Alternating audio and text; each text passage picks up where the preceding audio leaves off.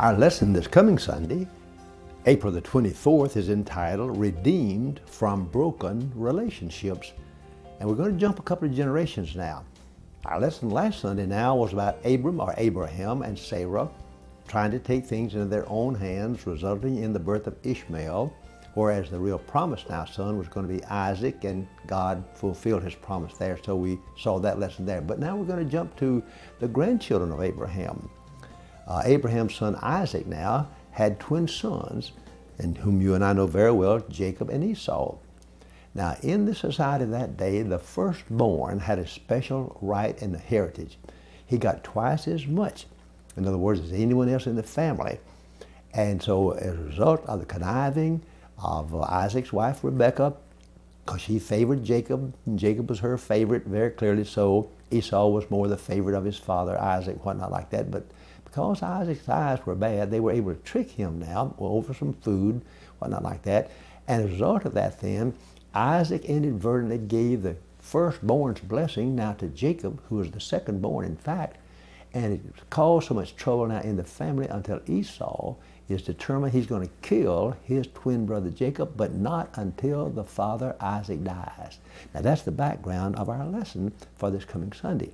So the focus now of the lesson is going to be the reunion of these two brothers after many years had passed. So from that deception, both of them going their separate way. Jacob had to flee for his life because Esau would have killed him. And fleeing, he had a vision of a ladder let down from heaven. And by the way, that's the second time in the Bible that the tithe, the giving of the tithe, is mentioned. The first time is when Abraham won the freedom back for his nephew Lot from the kings that we would call over in the country today that we'd call Iraq. And so he gave a tithe of what God had let him have then to Melchizedek as a result of that. This is the second time.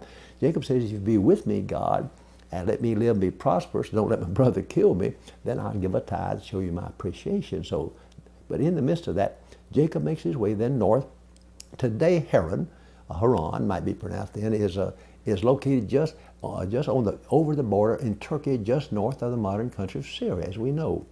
The countries that we know today, Syria and Lebanon, for instance, and Iraq and Jordan and Israel, all those came out of the old Ottoman Turkish Empire, and they were not countries with borders in those days. So, but I've not been to Haran, but I've been very close to it on my sabbatic leave. So I've been right near that border, but not quite to the actual place itself.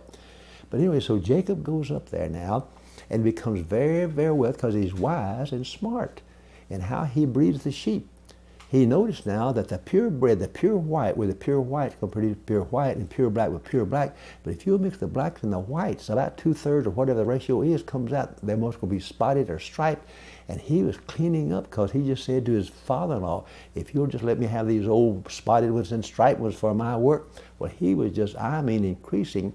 And he married two of the daughters now, Leah and Rachel, and then two of their handmaids. So he winds up with 4 wives, and he winds up with 12 sons and 1 daughter, so he winds up with a big family.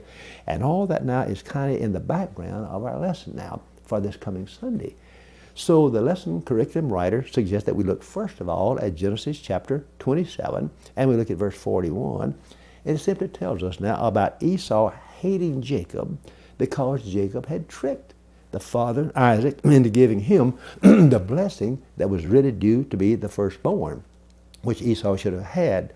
So Esau determined the day would come when he was going to kill his brother, and that's important now, because the lesson is not going to focus on that. The lesson will just simply basically reflect that. Now the years have passed, and Jacob with his wives and all of his children are coming back. They're coming down through what we call today the country of Jordan. And he learns that his brother Esau is coming north with a small army, and they are going to meet. I go fairly often to the country of Jordan, and I'll accompany the church groups over there, and I ask our guide, if we're going close to the Jabbok River, if we're going close to where Esau and Jacob encountered each other, well, be sure and point that out, and sure enough we do. It's over on the east side of the Jordan River in the country of Jordan today, and a lot of times we go by there. You can cross from Israel into Jordan right south of the Sea of Galilee and go down through there, and you can see that spot, and we can see the traditional spot where this took place. So the lesson focuses now on this. But the background is the bitter anger attempt now